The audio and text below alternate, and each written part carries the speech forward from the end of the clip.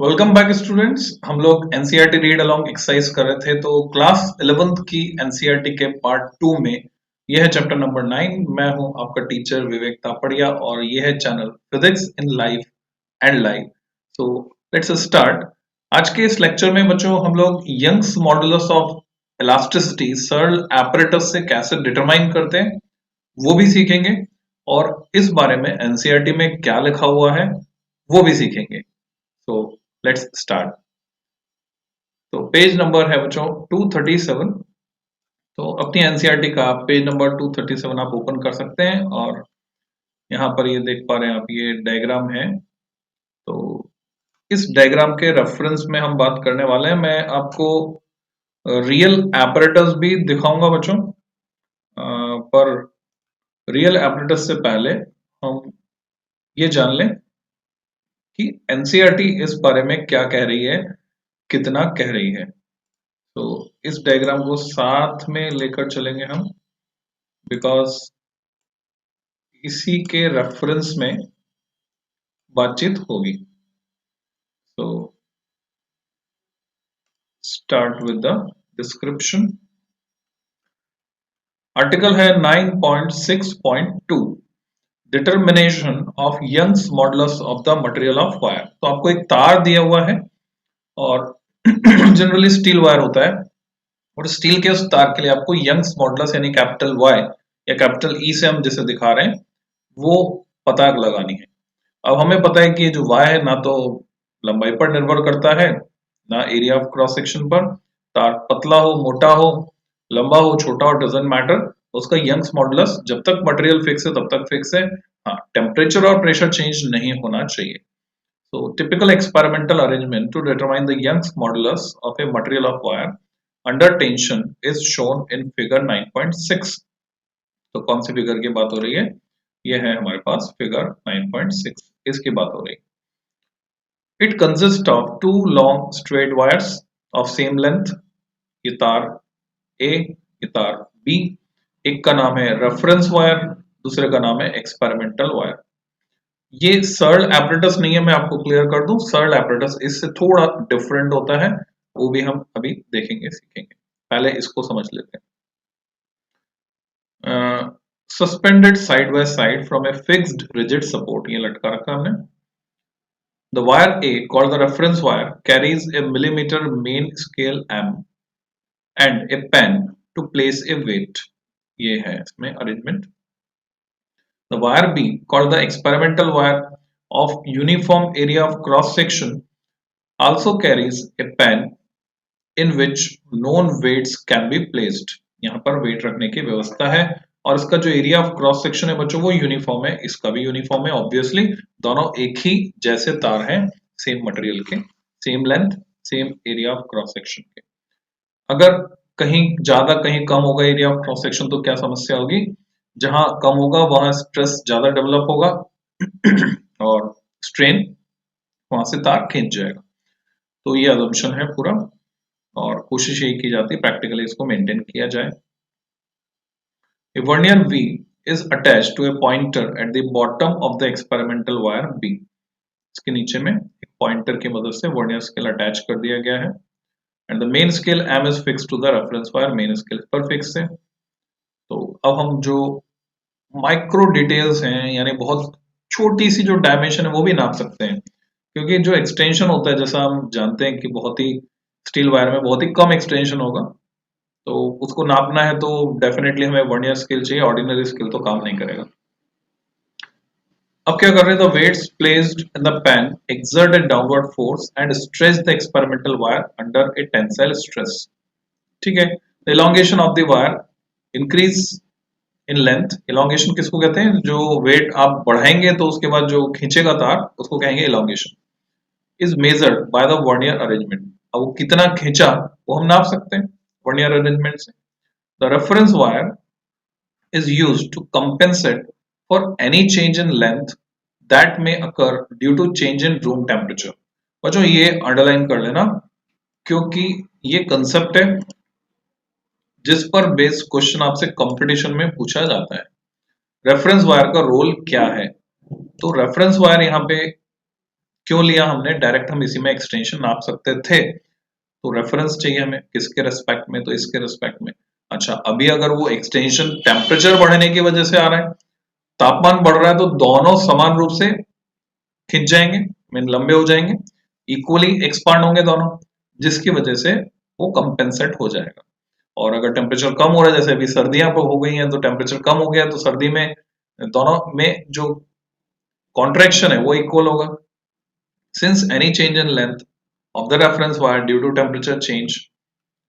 Okay, अगले page पे चलते हैं, इसको मैं इधर कर देता हूं, यानी नेक्स्ट सेक्शन पे। Here it is. Will be accompanied by an equal change in experimental wire. इससे compensation होगा. We shall study these temperature effects in detail in chapter number 11. तो ये भी chapter number 9 चल रहा है हमारा. Next to next chapter में हम thermodynamics वाला part यानी temperature, heat expansion वगैरह पढ़ेंगे.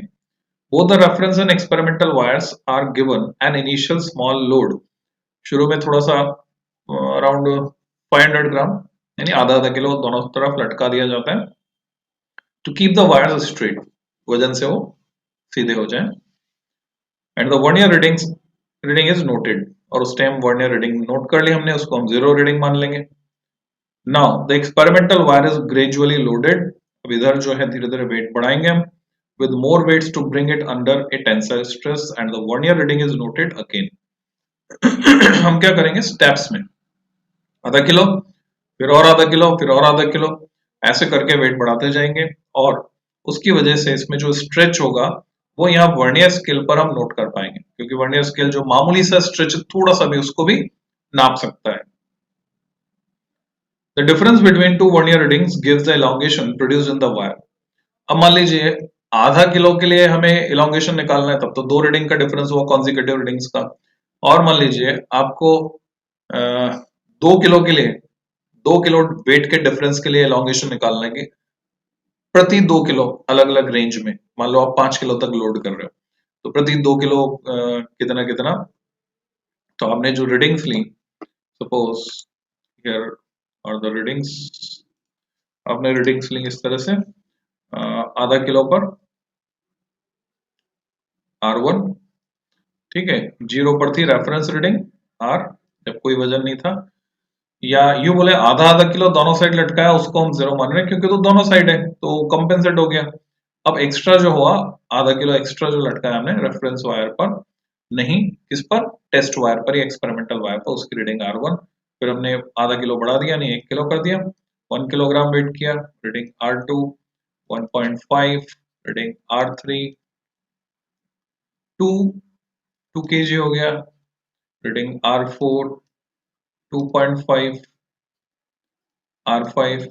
प्रैक्टिकली अगर मैं सरल एपरेटस की बात करूं बच्चों, तो ये हम 4 किलो से ज्यादा लोड नहीं लगाते, ठीक है, क्योंकि टूटने का खतरा रहता है, उसके बाद इतना ज्यादा वजन वो जो है झेल नहीं पाता और टूट सकता है।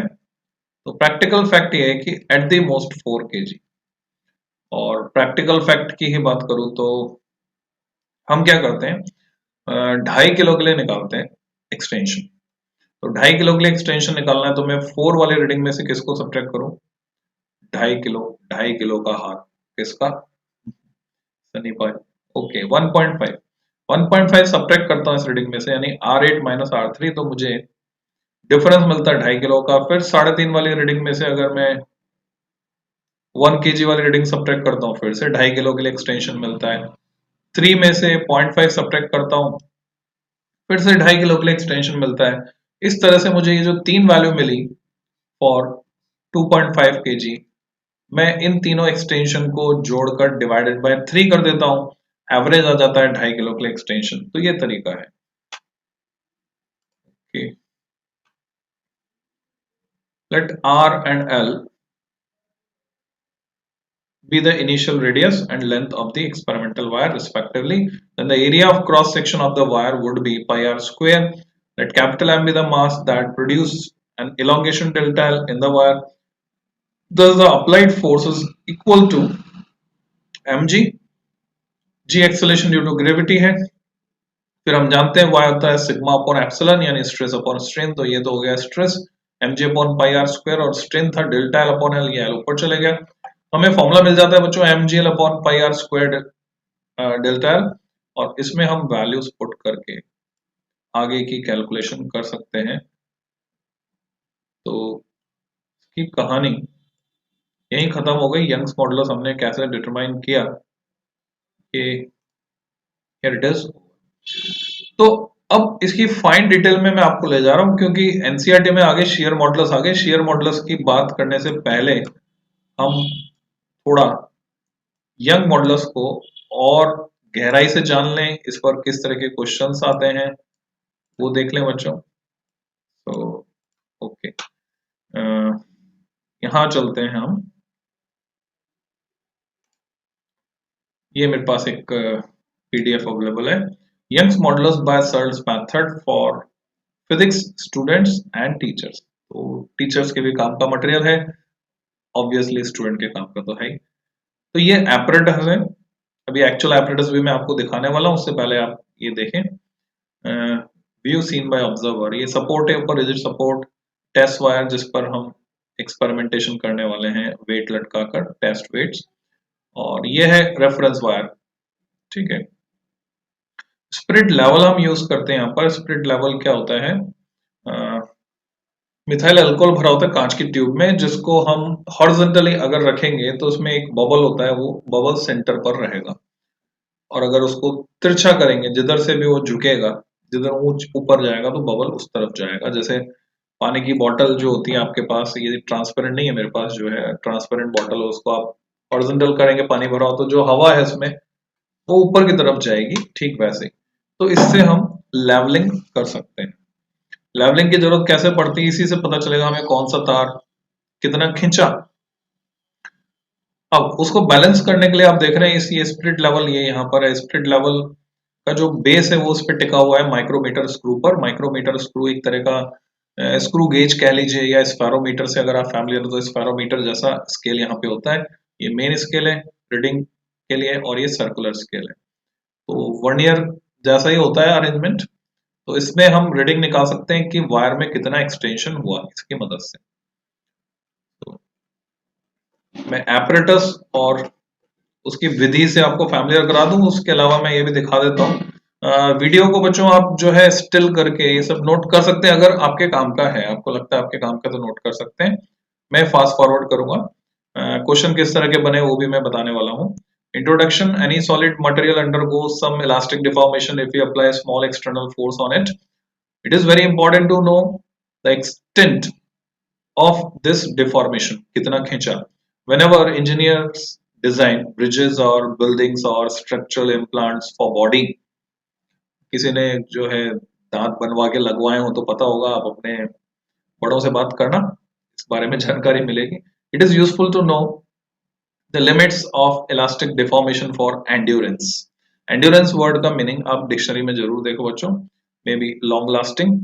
Young's modulus is a measure of the stiffness of a solid material. It is calculated only for small amounts of elongation or compression which are reversible and do not cause permanent deformation. यानी within elastic limit बात करते हैं। When the external applied force is removed, उसके बाद for this reason it is also called elastic modulus, इसलिए उसका नाम elastic modulus है। A stiff material जो stiff है, आसानी से खींचता नहीं, has a high young modulus and changes its shape only slightly under elastic loads.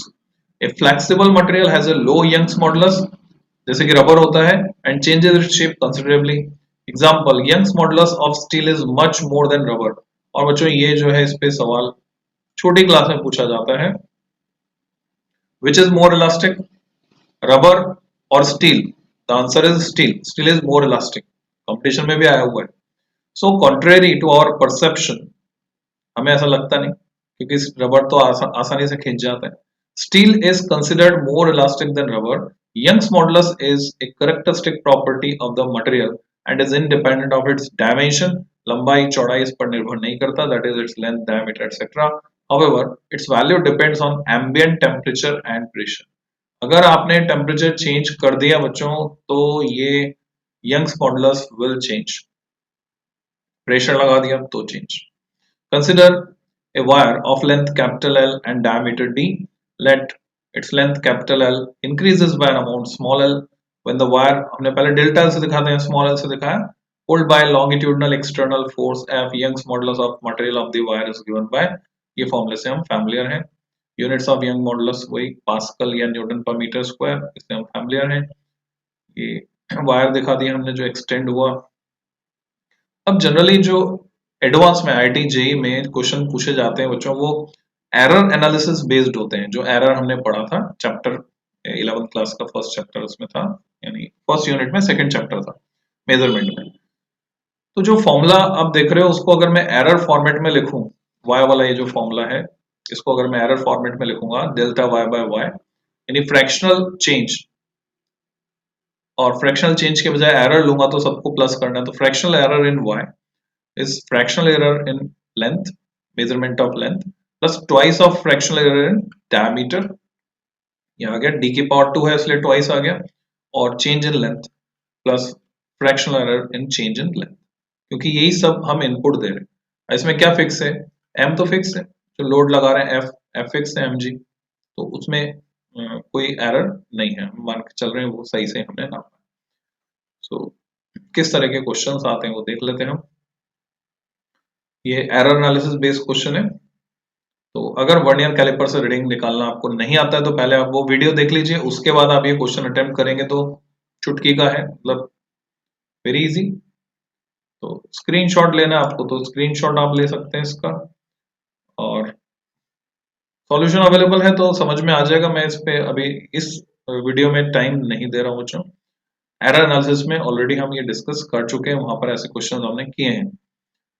Again जो नेक्स्ट क्वेश्चन है वो भी again based on error analysis, theoretical question है, तो ये आप अटेम्प्ट कर सकते हैं. स्टूडेंट परफॉर्म्स यंग्स मॉडुलस, ये एरर का नहीं है, ठीक है. An experiment perform determine Young's modulus of wire exactly 2 metre long by Searle's method. अभी सर्ल मेथड क्या, अभी मैं आपको एग्जैक्टली सर्ल मेथड वो सब दिखाने वाला हूँ. In a particular reading the student measures the extension in the length of the wire to be 0.8 mm. इतना एक्सटेंशन नोट किया with an uncertainty, एरर का टच भी है इसमें, plus minus 0.05 millimeter at a load of exactly 1 kg. The student also measured the diameter of wire to be 0.4 millimeter with an uncertainty of 0.01 millimeter. G को हमें इतना लेना है तो यंग्स मॉडुलस कितनी आएगी, तो एरर के साथ कैलकुलेशन करनी है. तो फॉर्मूले का रोल तो कम है, एरर का रोल ज्यादा है. तो अगेन दिस क्वेश्चन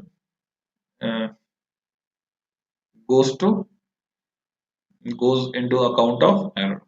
एरर के खाते में ही जाता है सवाल बच्चों. तो यू कैन कैलकुलेट y. फिर से सर्ल एप्रेटस का है, पर again it is based on error analysis. तो स्क्रीनशॉट लेकर आप इसको इजीली आसानी से समझ के, एरर दिमाग में हो तभी पढ़ें.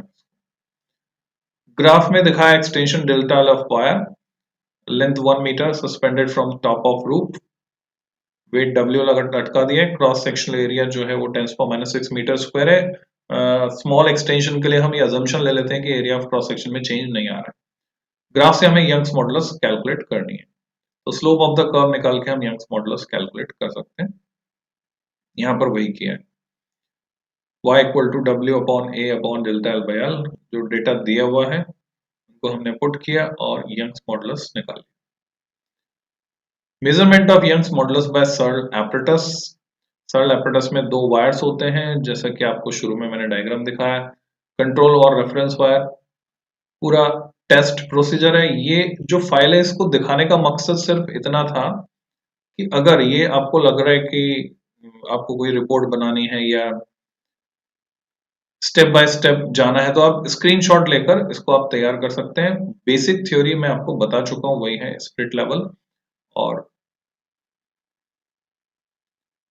थोड़ी जो डिटेल है इसकी, ये जो यहाँ जो कुछ लिखा हुआ है उसको मैं वीडियो की फॉर्म में ऑलरेडी अपने लेक्चर्स में बच्चों समझा चुका हूँ, कैसे मेजरमेंट लेना है, ये उसका थ्योरेटिकल पार्ट है. तो अगर आप वो वीडियो नहीं देखना चाहते हैं तो आप इस थ्योरी के थ्रू अपना काम चला सकते हैं. Points to ponder every detail is available.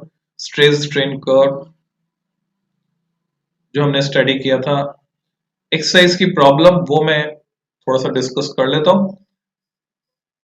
What do you understand by the statement the elastic limit of steel is greater than that of rubber? तो क्या समझते हैं उससे? क्योंकि यंग्स मॉडुलस जो है वो स्टील के लिए ज्यादा है, that's why elastic limit of steel is greater than that of rubber. Refer to the stress strain curve given in the stress strain curve section. The wire behaves as a liquid in the part. जब वो flow होने लगता है yield point के बाद बच्चों, तो वहां पर वो लिक्विड की तरह बिहेव करता है। ठीक है, तो कौन सा पोर्शन है लिक्विड की तरह बिहेव करेगा? फैलता चला जाएगा पोर्शन डीई में after the yield point, ultimate stress point के बाद फैलता चला जाएगा। और बी के बाद यील्ड स्ट्रेस बी से सी भी फैल रहा है, फिर वो स्ट्रेंथ रीगेन करता है।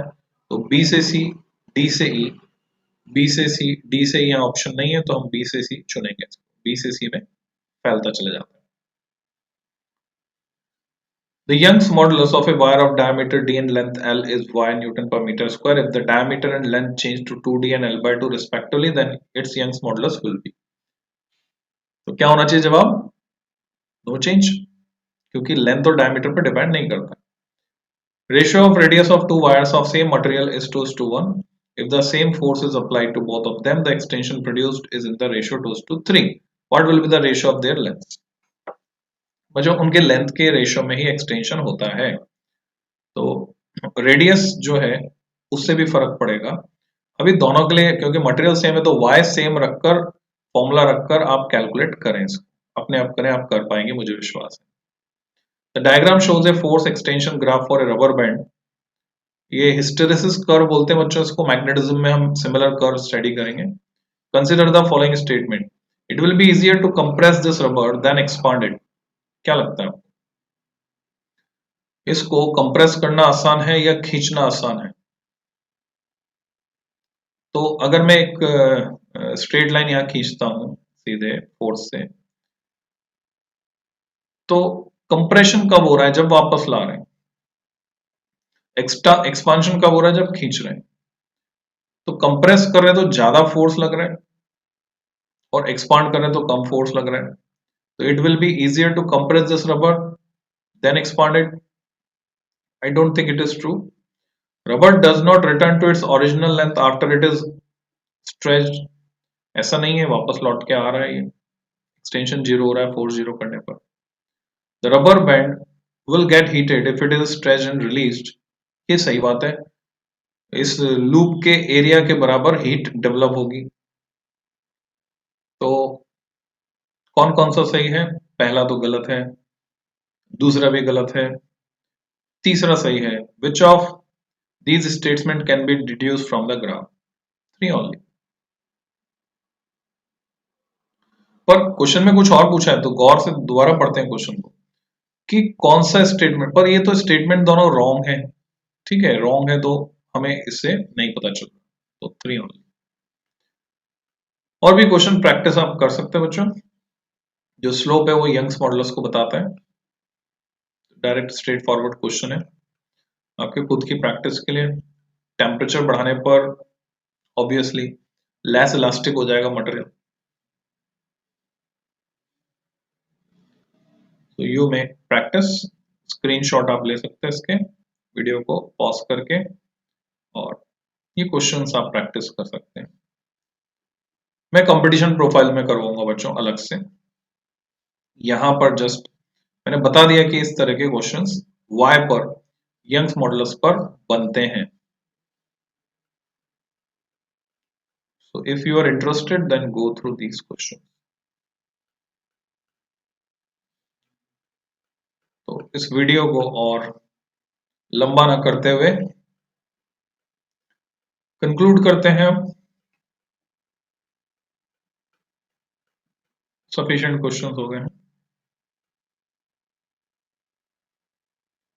ओके, तो अगर आप ये एक्सपेरिमेंट करना चाहते हैं सर एप्रेटस वाला, तो आपको क्या करना है, मेरे चैनल पे जाना होगा, और वहां पर आपको टाइप करना होगा practical physics for JEE advance. ये प्लेलिस्ट ढूंढनी होगी, practical physics for JEE advance young बच्चों, मॉडल।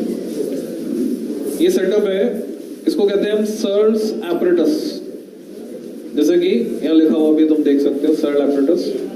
तो इसकी मदद से हम स्टील वायर के लिए यंग्स मॉडुलस ऑफ इलास्टिसिटी पता करते हैं। तो ये जो तार हमने लटका रखा है, ये स्टील का तार है, छत से ऊपर से लटका रखा है। तो पहले मैं इंस्ट्रूमेंट के डिफरेंट पार्ट्स तुमको बता देता हूँ। ये दोनों स्टील वायर हो गए, ऊपर जो उसको बोलते हैं टॉर्जन हेड, उसमें वैसे ही अरेंजमेंट होते हैं जिसमें हम किसी चीज को चक अरेंजमेंट होता है उसमें फंसा सकते हैं। ओके, सो ये ऑलरेडी वहां अवेलेबल है, तो आप वहां से देख सकते हैं बच्चों, मेरे चैनल पे है। So it's all for this lecture. फिर मिलते हैं बच्चों नेक्स्ट लेक्चर में और नई डिटेल्स के साथ। Till then, happy learning.